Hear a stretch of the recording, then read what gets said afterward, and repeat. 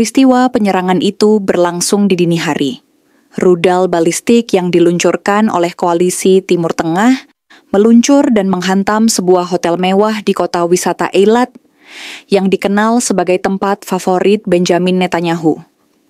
Serangan itu dirancang dengan perhitungan matang, menargetkan sang Perdana Menteri saat kehadirannya telah menarik banyak aktivitas keamanan di area tersebut. Namun, nasib berkata lain. Netanyahu tidak berada di lokasi saat rudal itu mendarat. Lokasi yang seharusnya menjadi bunker, pribadinya berubah menjadi kuburan massal bagi para pengawal pribadinya. Ledakan itu sangat dahsyat, meruntuhkan struktur utama hotel. Bangunan megah dengan sistem keamanan ketat itu ambruk di beberapa bagian. Kaca tebal anti peluru hancur berkeping-keping, dan api melahap lantai-lantai utama.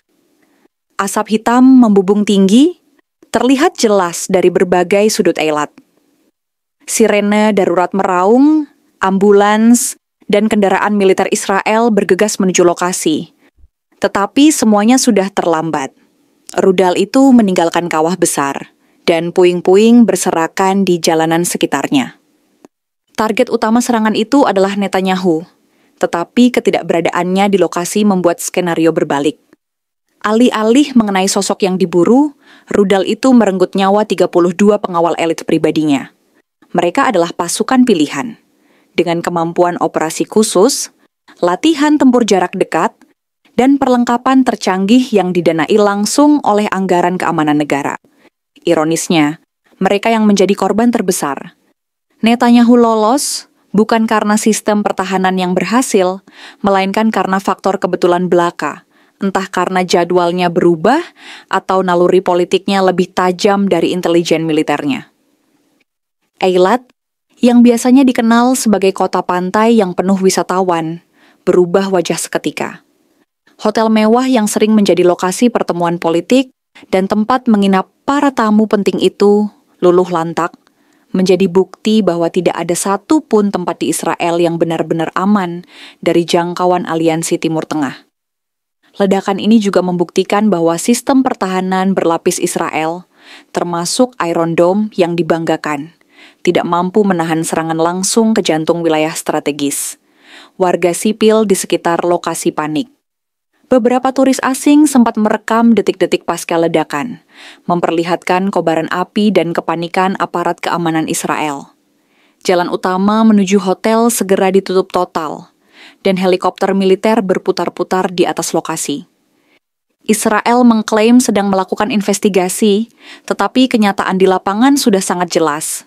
Sebuah serangan langsung berhasil menembus pertahanan dan menewaskan puluhan personel elit. Bagi Netanyahu, ini adalah tamparan keras karena ia selamat bukan karena strategi, melainkan karena kebetulan murahan. Serangan ke hotel ini juga memperlihatkan celah besar dalam sistem keamanan pribadinya. Dalam narasi resmi, ia selalu dilindungi dengan teknologi paling canggih dan pasukan yang disebut tak bisa ditembus. Namun, malam itu, semua cerita keangkuhan keamanan Israel runtuh dalam hitungan detik. Rudal tidak peduli pada reputasi bodyguard elit, dan pada malam itu mereka lebih berguna sebagai hitungan korban ketimbang pelindung pemimpin. Korban utama dari serangan rudal ke hotel mewah di Eilat adalah pasukan pengawal pribadi Netanyahu. Total 32 orang tewas seketika di lokasi. Sebagian besar hancur tertimpa reruntuhan bangunan, sementara sisanya tewas akibat gelombang ledakan dan api yang menjalar cepat. Unit ini bukan sekadar pengawal biasa. Mereka adalah lapisan pertahanan paling elit yang dimiliki Israel, dipilih dari pasukan khusus dengan rekam jejak panjang. Kehadiran mereka seharusnya membuat Netanyahu tak tersentuh, tetapi malam itu justru membuktikan sebaliknya. Pasukan ini dilengkapi dengan senjata otomatis, perlengkapan komunikasi terenkripsi, hingga peralatan tempur canggih. Mereka juga dikenal dengan nama Mishmeret Hameyuhat, sebuah unit kecil yang dianggap setara dengan pasukan pengawal presiden di negara-negara besar. Mereka dilatih untuk menghadapi penyergapan, penyerangan jarak dekat, bahkan operasi penyelamatan dalam kondisi ekstrim. Ironisnya, semua kemampuan itu tidak berguna saat rudal balistik menghantam langsung gedung tempat mereka berkumpul. Jumlah 32 korban bukan angka kecil. Itu berarti hampir satu peleton penuh hilang dalam satu malam. Dalam konteks keamanan Israel, kehilangan puluhan pengawal elite sekaligus adalah mimpi buruk. Karena setiap individu dalam unit itu bukan sekadar tentara biasa, melainkan aset negara yang sudah diinvestasikan dengan biaya miliaran shekel. Pelatihan mereka melibatkan kerjasama dengan badan intelijen asing. Tapi sekali lagi, investasi itu runtuh dalam sekejap mata. Mungkin Israel baru sadar bahwa rudal tidak peduli berapa anggaran yang dikeluarkan. Hasil akhirnya tetap sama. 32 jasad bodyguard menjadi statistik korban perang. Jenazah korban dievakuasi dari reruntuhan dengan prosedur ketat. Ambulans militer berjejer, sementara pasukan Zaka, tim evakuasi korban bencana di Israel, bekerja mengumpulkan potongan tubuh. Media Israel berusaha menyamarkan jumlah korban dengan alasan keamanan nasional. Tetapi kebocoran dari petugas medis membongkar fakta bahwa 32 orang tewas. Bagi Netanyahu, kehilangan bodyguard sebanyak ini adalah pukulan telak. Mereka bukan hanya pelindung fisiknya, tetapi juga simbol kekuatan politiknya. Setiap penampilan publik Netanyahu selalu dikelilingi oleh lingkaran manusia baja ini untuk menunjukkan bahwa dirinya adalah sosok yang tak tersentuh. Kini, lingkaran itu bolong besar. Jika biasanya Netanyahu tampil gagah dengan barisan pengawal elit di belakangnya, setelah malam ini ia mungkin terlihat seperti bapak-bapak sendirian yang tersesat di pusat perbelanjaan. Keluarga korban mulai berdatangan ke rumah sakit militer. Beberapa istri dan anak-anak menangis histeris. Israel berusaha menyamarkan tragedi ini. Tetapi semakin banyak saksi mata di Eilat yang merekam situasi pasca ledakan, semakin sulit bagi pemerintah untuk menyembunyikan fakta. Dunia internasional pun kini menyaksikan bagaimana sebuah rudal bisa meruntuhkan ilusi keamanan seorang Perdana Menteri yang dianggap paling dijaga di kawasan Timur Tengah. Setelah berita serangan di Eilat tersebar, reaksi dari pemerintah Israel datang dengan cepat, meski penuh kepanikan. Netanyahu sendiri muncul di televisi nasional hanya beberapa jam setelah kejadian. Dengan wajah tegang, ia menyampaikan pernyataan bahwa Israel tidak akan tinggal diam atas serangan tersebut. Tetapi publik justru melihat hal lain.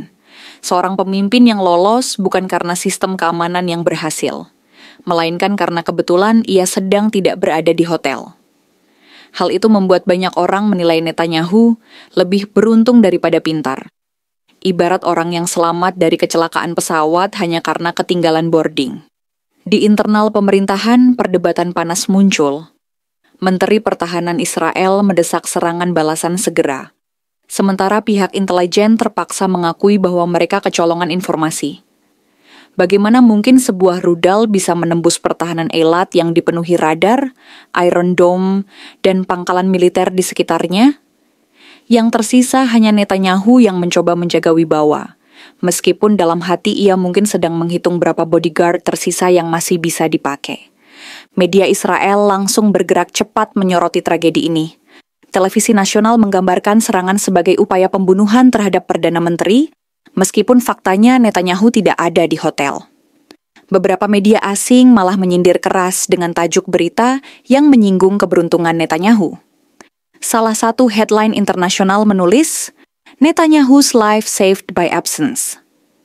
Sindiran itu tajam, seolah dunia sepakat bahwa strategi keamanan Israel sama sekali tidak berperan, melainkan absennya Netanyahu yang menjadi kunci keselamatan. Netanyahu dalam pernyataannya menyalahkan Iran dan jaringan sekutunya sebagai dalang serangan. Ia menuduh aliansi Timur Tengah ingin menciptakan kekacauan besar di Israel. Namun tudingan itu justru dibarengi dengan ironi. Banyak analis menilai bahwa Netanyahu kini kehilangan salah satu kartu politik utamanya, yakni citra pria paling aman di Timur Tengah. Bagaimana bisa ia meyakinkan publik bahwa dirinya mampu menjaga Israel, kalau menjaga dirinya sendiri saja harus bergantung pada faktor keberuntungan? Di dalam negeri, reaksi rakyat Israel terbelah. Sebagian merasa marah, karena negara seolah dipermalukan di depan mata dunia. Mereka melihat bahwa jika hotel mewah di Eilat yang penuh pengamanan saja bisa ditembus, maka kota-kota besar lainnya juga rentan. Di sisi lain, sebagian publik malah mengejek situasi ini. Meme bertebaran di media sosial Israel menampilkan gambar Netanyahu dengan teks "The man who dodged a missile by oversleeping". Sindiran ini menunjukkan bahwa bahkan di kalangan rakyatnya sendiri, ada rasa frustrasi bercampur sinis terhadap kemampuan pemimpinnya. Militer Israel pun ikut terbawa dalam pusaran kritik. Mereka buru-buru mengumumkan bahwa investigasi internal sedang berjalan untuk mengetahui bagaimana sistem deteksi bisa gagal. Namun, kalimat itu justru terdengar klise. Netanyahu dikabarkan marah besar di balik layar, berteriak kepada kepala keamanan pribadinya. Namun, amarah itu terasa hampa, sebab kenyataannya tidak ada yang bisa dilakukan para bodyguard ketika rudal balistik berukuran besar jatuh dari langit. Mungkin Netanyahu lebih cocok menyalahkan arsitek hotel yang tidak mendesain atap tahan rudal ketimbang orang-orang yang sudah tewas. Serangan rudal yang menghantam hotel mewah di Eilat bukan sekadar tragedi berdarah. Peristiwa ini langsung menimbulkan dampak politik dan militer yang serius baik di dalam negeri Israel maupun di kawasan Timur Tengah. Bagi Israel, kehilangan 32 bodyguard elit Netanyahu bukan hanya soal jumlah korban, melainkan pukulan telak terhadap simbol keamanan nasional. Selama bertahun-tahun, Netanyahu menjual citra dirinya sebagai pemimpin yang tak tergoyahkan, dilindungi lapisan keamanan terbaik, dan berada di bawah payung teknologi pertahanan tercanggih di dunia. Namun, semua itu runtuh hanya dengan satu rudal yang menghantam sebuah hotel. Iron Dome, yang selama ini dibanggakan seolah berubah menjadi Iron Decoration. Indah dilihat di atas kertas, tapi tidak berguna ketika rudal benar-benar datang. Dampak politik di Israel langsung terasa. Partai oposisi memanfaatkan momentum ini untuk menyerang Netanyahu, menuduhnya gagal menjaga simbol negara, dan membiarkan keamanan nasional bocor selebar-lebarnya.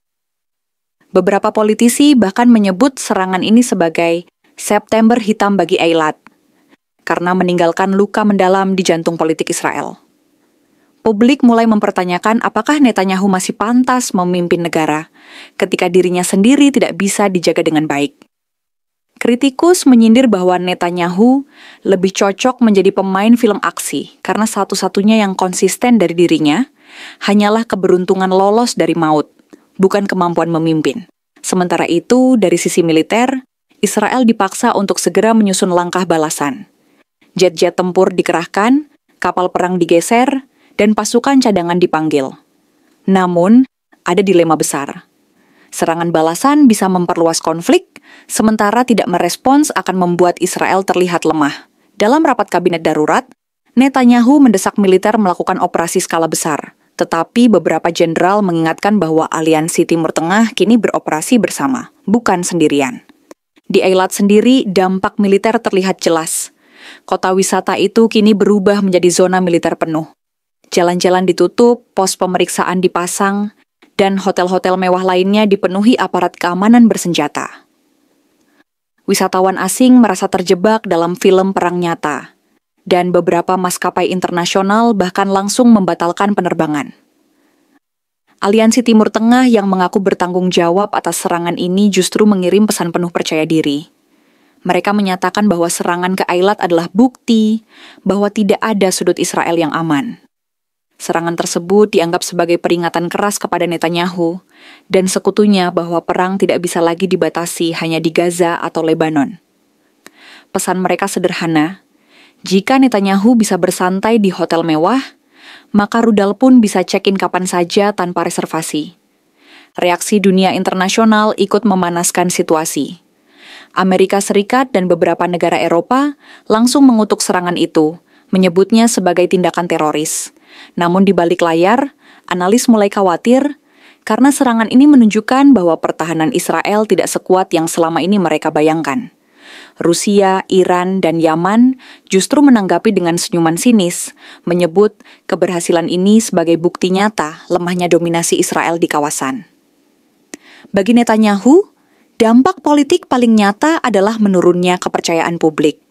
Survei cepat yang dilakukan media lokal menunjukkan tingkat kepuasan rakyat terhadap kepemimpinannya anjlok drastis setelah peristiwa ini. Kehilangan bodyguard elit dalam jumlah besar dianggap sebagai kegagalan yang tidak bisa ditutupi dengan propaganda. Netanyahu, yang biasanya tampil berwibawa dengan pengawal berlapis-lapis kini, terlihat seperti tokoh komedi tragis. Selamat dari serangan tetapi kehilangan semua tameng manusia yang membuatnya terlihat kuat.